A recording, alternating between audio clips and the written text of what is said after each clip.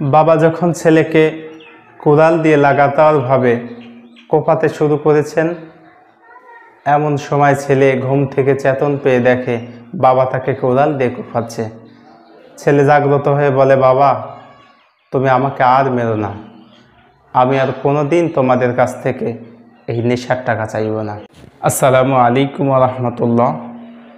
সুপ্রিয় বন্ধুরা, আপনারা যেখান থেকে দেখছেন, দেশে কিংবা বাইরে, সকল বন্ধুদের মোস্ট ওয়েলকাম, সুস্বাগতম জানাই। আজকের আলোচনার বিষয় হলো বাবা ছেলেকে কুপিয়ে হত্যা করছে।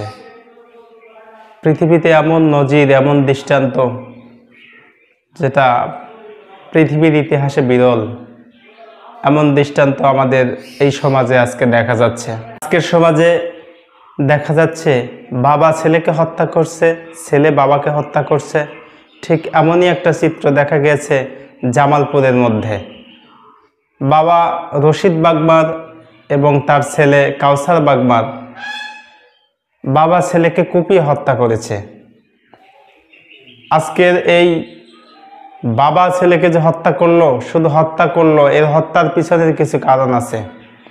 হত্যার পিছনের কারণ হলো বাবা অত্যন্ত স্নেহ করে, ভালোবাসা দিয়ে যেই সন্তানদেরকে মানুষ করে, যেই সন্তানকে বড় করে তোলে, সেই সন্তান নেশার জন্য সেই এত কষ্টের বাবা মাকে তারা নৃশংসভাবে গালিগালাজ করে, গালমন্দ করে, কুৎসা রটনা করে। এমনকি এই বাবা মাকে বিভিন্ন ভাষায় গালিগালাজ করতো এই কাউসার বাগমার। এই কাউসার বাগমারকে মারার অন্যতম কারণ হলো এই কাউসার বাবার কাছ থেকে সব সময় নেশার জন্য, বিশেষ করে গাঁজা, ইয়াবা বা নেশা জাতীয় দ্রব্য যেগুলি আছে, এইগুলি সে সেবন করত। যার কারণে মাকে এসে সে বিভিন্ন ভাষায় গালমন্দ করত। মাকে কোনো সময় মা বলে তো ডাকতই না, বিভিন্ন খারাপ ভাষায় মাকে গালি দিত। আজকে এই বাবা রশিদ বাগমার এই সন্তানকে যখন হত্যা করতে গেল, সন্তান যখন ঘুমিয়ে আছে, এই ঘুমান্ত ছেলেকে বাবা রশিদ বাগমার তিনি কোদাল দিয়ে তাকে অত্যন্তভাবে কোদাল দিয়ে তাকে আঘাত করা শুরু করলো। বেশ কয়েকটা আঘাত করার পরে এই কাউসার বাগমার জেগে উঠল। তিনি বলতেছে, বাবা তুমি আমাকে আর মেরো না, আমি তোমাদের কাছ থেকে আর এই নেশার জন্য কোনোদিন কোনো টাকা চাইব না। বাবা তো তার হৃদয়টা নরম হয়ে গেছে। বাবা তিনি বুঝতে পারলেন, আরে আমার এই সন্তান মনে হয় দুনিয়া ছেড়ে চলে যাবে। তখন বাবা তার হাত থেকে কোদাল ফেলে দিয়ে ছেলেটাকে বুকের সঙ্গে জড়িয়ে ধরেছে। এই ছেলেটাকে যখন বুকের সঙ্গে জড়িয়ে ধরেছে, ধরার কিছুক্ষণের মধ্যেই সেই ছেলেটার প্রাণবায়ু বেরিয়ে গেছে। সেই ছেলেটা সেখানেই মারা গেছে। এরপরে যখন বাবা পুলিশের কাছে স্বীকারোক্তি দিয়েছেন, বাবা নিজেই গিয়ে পুলিশকে বলেছে যে আমি আমার ছেলেকে হত্যা করেছি। হত্যা করার পিছনের কিছু কারণ আছে। সেটা হলো এই কাউসার বাগমার তিনি তার বন্ধুদের সঙ্গে, বকাটা ছেলেদের সঙ্গে মিশে তিনি বিভিন্ন নেশার সঙ্গে জড়িয়ে পড়েন। এমনকি এই নেশার জন্য বাবা মার কাছ থেকে সব সময় টাকা চাইতো।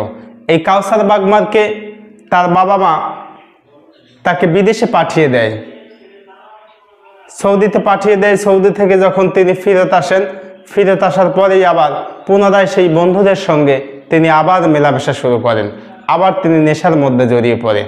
এমনিভাবে দিনের পর দিন যখন বাবা মা অত্যন্ত অতিষ্ঠ হয়ে গেছে, বাবা মা তার এই ছেলের জন্য কোনোভাবেই মন যখন না কানলেন, তখন এই বাবা রশিদ বাগমার তিনি তার ছেলেকে ঘরের মধ্যে গিয়ে রমজান মাসের সেহরির শেষ সময়ে এই ছেলে যখন ঘুমিয়েছে, বাবা তখন একটা কোদাল নিয়ে গিয়ে এই কাউসারকে হত্যা করেছে।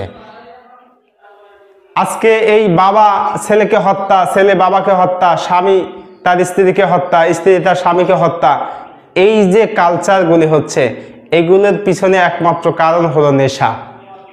এই নেশা মানুষকে কত দূরে নিয়ে যাচ্ছে, এই নেশা থেকে আমাদেরকে ফিরে আসতে হবে। এই নেশা জাতীয় দ্রব্য থেকে আমাদেরকে ফিরে আসতে হবে। এখান থেকে আমাদেরকে শিক্ষা নিতে হবে যে নেশা মানুষকে মস্তিষ্ক বিকৃত করে দেয়, আর যখন মস্তিষ্ক বিকৃত হয়ে যায় তখন সেই মানুষের হিতাহিত কোনো জ্ঞান থাকে না, সেই মানুষের কোনো রকমের ভালো মন্দ বিচার বিবেচনা করার মতো তৌফিক তার থাকে না, তার কোনো রকমের আকল জ্ঞান থাকে না। এই জন্য আমাদেরকে এই নেশা থেকে ফিরে আসতে হবে, নেশাকে আমাদেরকে ঘৃণা করতে হবে, নেশা থেকে আমাদেরকে বাঁচতে হবে। আল্লাহ রাব্বুল আলামিন এই নেশা থেকে আমাদেরকে সকলকে বাঁচার মতো তৌফিক দান করুন। সকলে বলে আল্লাহুম্মা আমিন। আখিরি দাওয়ানা আনিল হামদুলিল্লাহি রাব্বিল আলামিন। আসসালামু আলাইকুম ওয়া রাহমাতুল্লাহ।